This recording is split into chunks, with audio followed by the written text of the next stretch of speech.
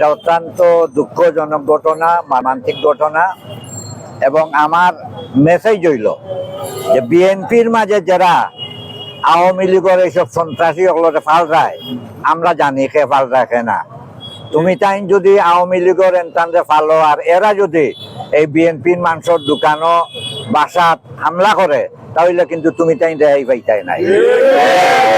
এবং আমি প্রশাসনরে বিনীত অনুরোধ করমু, যদি যত সম্ভব এরা গ্রেফতার করা হোক, আর নাইলে আইনের কাছে থাকতো নাই।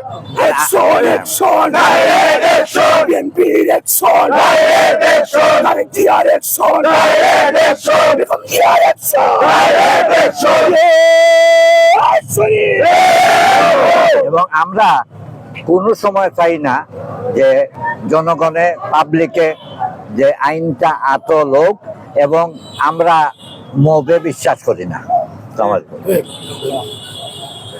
ওনাকে মেরে ফেলার জন্য আক্রমণ করে সাথী বন্ধুরা, তাৎক্ষণিক আমাদের বিভিন্ন শ্রমিক নেতৃবৃন্দ আশেপাশে থাকায় দ্রুত চলে আসলে সন্ত্রাসীরা এবং সাধারণ জনতা চলে আসলে সন্ত্রাসীরা পালিয়ে যায় এবং একজন সন্ত্রাসীকে তাৎক্ষণিক ধরতে সক্ষম হয়।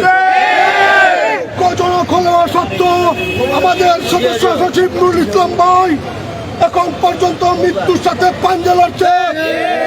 প্রশাসন একজন সন্ত্রাসীকে ধরতে পারে নাই। আমরা স্থানীয় প্রশাসনকে আকুল আবেদন করছি, আপনারা যত দ্রুত পারেন সিসিটিভি ফুটেজ আছে তা দিয়ে তদন্ত করে সন্ত্রাসীকে আইনের আওতায় আনবেন এবং সঠিক সর্বোচ্চ শাস্তি দিবেন, এই আশা এবং প্রত্যাশা ব্যক্ত করেন।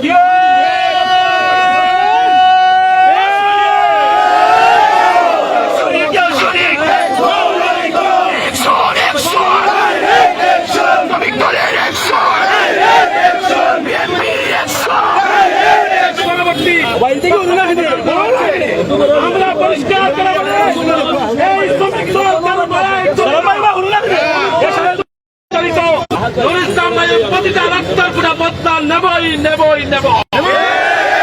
সংগ্রামী বন্ধু সাথীগণ, আজকের এই বিক্ষোভ সমাবেশে সবাই অংশগ্রহণ করে জেলা শ্রমিক দল মহানগরের পক্ষ থেকে আপনাদেরকে বিক্ষোভী অভিনন্দন ও শুভেচ্ছা জানিয়ে বক্তব্য গতকালকে রাত্রে 9টার সময় এই আম্বরখানা পয়েন্টে আমাদের জেলা শ্রমিক দলের নুরুল ইসলামের উপর সন্ত্রাসী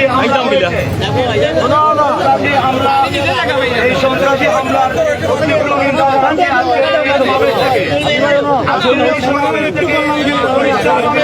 প্রশাসনকে জানিয়ে দিতে চাই, 24 ঘন্টার ভিতরে যদি ভিডিও ফুটেজ থেকে সন্ত্রাসীদেরকে যদি না ধরা হয়, আইনের আওতায় না আনা হয়, আমরা সিলেট মহানগর ও জেলা শ্রমিক দল সবাইকে নিয়ে কঠোর কর্মসূচি দিতে আমরা বাধ্য।